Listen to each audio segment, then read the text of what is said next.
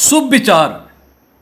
काल करे सो आज कर, आज करे सो अब, पल में परलय होएगी, बहुरी करेगा कब।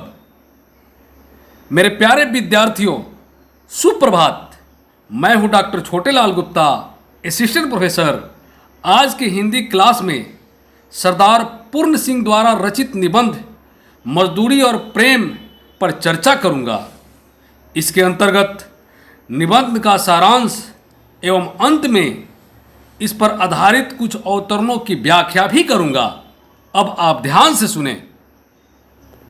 मजदूरी और प्रेम सरदार पूर्ण सिंह का एक प्रसिद्ध निबंध है, जिसमें निरंतर कर्म करते रहने की प्रेरणा दी गई है।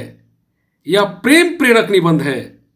इसमें सर्वप्रथम लेखक ने हल चलाने वाले किसान के जीवन को प्रस्तुत करते हुए उसे स्वभाव से साधु, त्यागी एवं तपस्वी बतलाया है।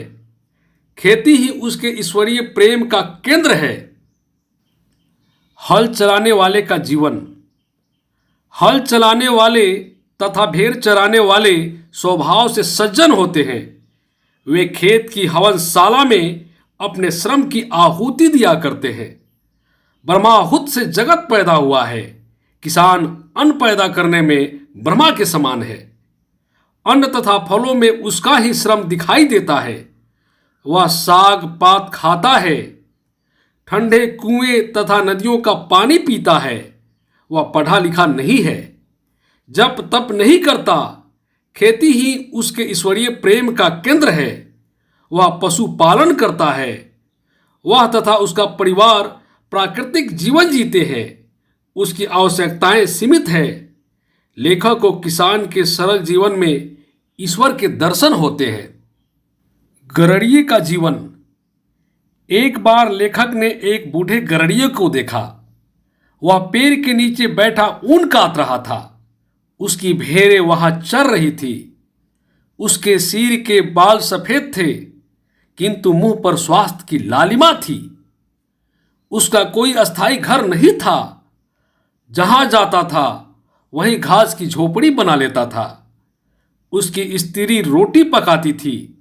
उसकी 2 जवान कन्याएं थी।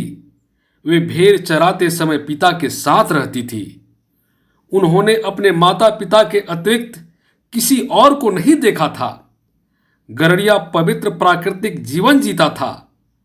उसकी जुआ पुत्रियों की पवित्रता सूरज, बर्फ और वन की सुगंध के समान थी। वे सभी अपने भेड़ों की प्रेम पूर्वक देखभाल करते थे। किसी भेड़ के बीमार होने पर चिंतित तथा उसकी सेवाओं में रत रहते थे। स्वस्थ होने पर प्रसन्न होते थे। वे ईश्वर की वाणी को सुनते नहीं, प्रत्यक्ष देखते थे। इससे उनको ब्रह्मानंद की प्राप्ति होती थी। लेखक को यह देखकर लगता है कि अनपढ़ लोग ही ईश्वर को साक्षात देख पाते हैं। पंडितों के उपदेश निरर्थक है। पुस्तकों द्वारा प्रदत्त ज्ञान अपूर्ण है। गरड़िए के परिवार की प्रेम मजदूरी का मूल्य कोई नहीं चुका सकता। मजदूर की मजदूरी। दिन भर श्रम करने वाले की मजदूरी कुछ पैसों में नहीं दी जा सकती। मजदूर के शरीर के सभी अंग ईश्वर ने बनाए हैं और पैसे जिस धातु से बने हैं वह भी ईश्वर ने बनाई है। अन्न, धन एवं जल भी ईश्वर की देन है। मजदूर की मजदूरी प्रेम सेवा से दी जा सकती है। एक जिल्दसाज ने लेखक की एक किताब की जिल्द बनाई थी। वह उसका आमरण मित्र बन गया था। पुस्तक उठाते ही लेखक के मन में भरत मिलाप का आनंद आने लगता था। एक अनाथ विधवा ने गाढ़े की कमीज रात भर जाग कर सिली। भूखी दुखी वह विधवा थक कर रुक जाती, फिर हे राम कहकर सीने लगती है। इस कमीज में उसके सुख दुख और पवित्रता मिली हुई है। इस कमीज को पहनकर लेखक को तीर्थ यात्रा का पुण्य मिलता है। यह उसके शरीर का नहीं, आत्मा का वस्त्र है। ऐसा श्रम ईश्वर की प्रार्थना है। प्रार्थना शब्दों में नहीं होती। ऐसी प्रार्थना ईश्वर तत्काल सुनता है।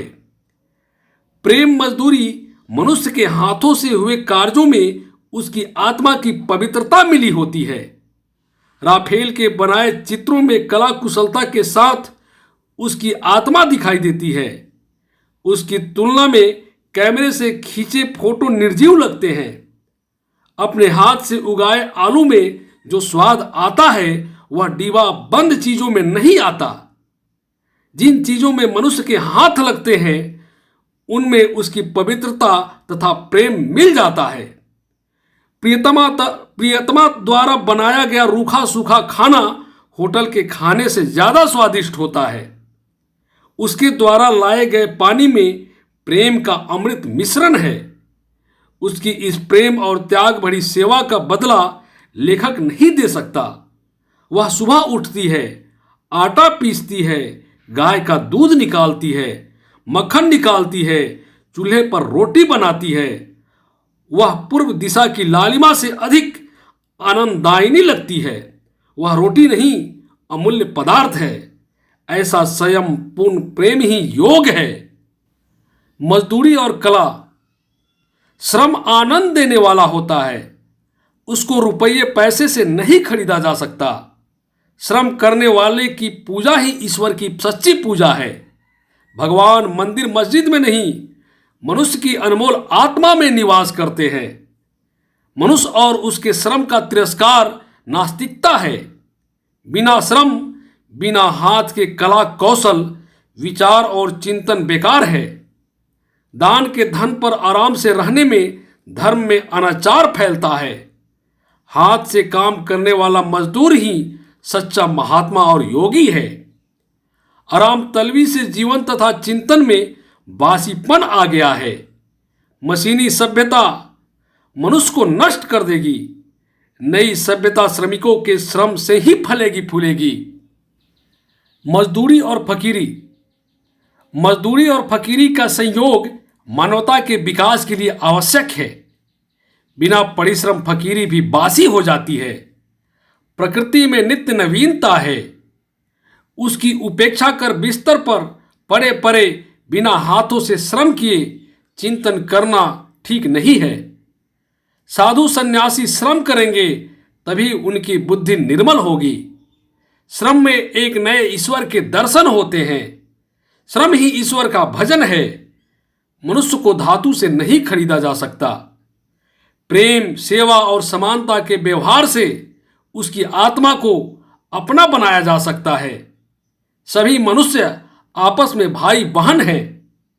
वे एक ही पिता की संतान हैं। यह सारा संसार एक ही परिवार है। मजदूरी उसका निष्काम कर्म है। उसमें स्वार्थ का अभाव है। मजदूरी और फकीरी अभिन्न है। आइए इस निबंध पर आधारित कुछ अवतरणों की व्याख्या करते हैं।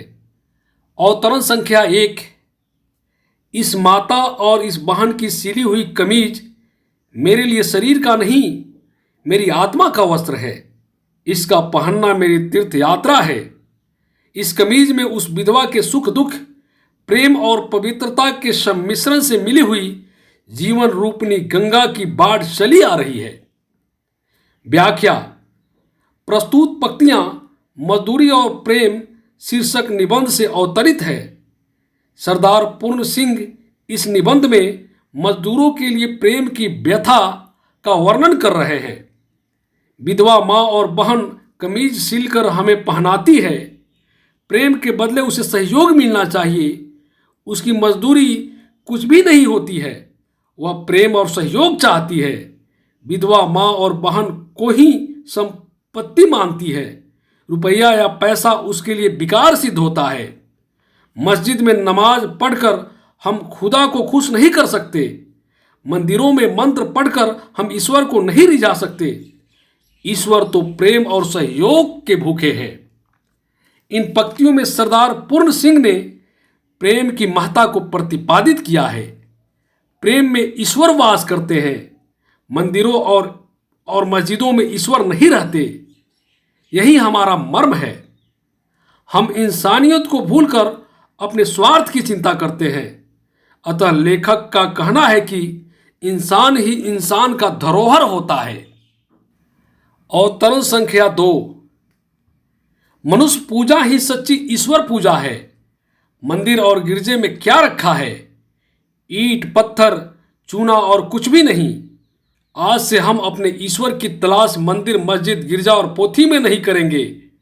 अब तो यही इरादा है कि मनुष्य की अनमोल आत्मा में ईश्वर का दर्शन करेंगे। व्याख्या। प्रस्तुत पंक्तियां मजदूरी और प्रेम शीर्षक निबंध से ली गई है। इसमें लेखक मनुष्य में ईश्वर का वास बताया है। आत्मा ही ईश्वर का अंश है, इसलिए मनुष्य को मनुष्य की पूजा करनी चाहिए। मंदिर, मस्जिद, पोथी में ईश्वर वास नहीं करता। वह तो ईंट, पत्थर और चूना का बना हुआ है। उनकी पूजा करने से कोई लाभ नहीं होता। पूजा आत्मा की होनी चाहिए। ईश्वर में आत्मा का वास होता है। आधुनिक युग यंत्रवादी युग है।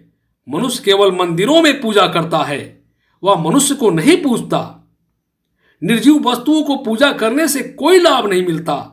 वह पूजा व्यर्थ है, जिसमें मनुष्य का सम्मान नहीं है। ईश्वर सर्वव्यापी है।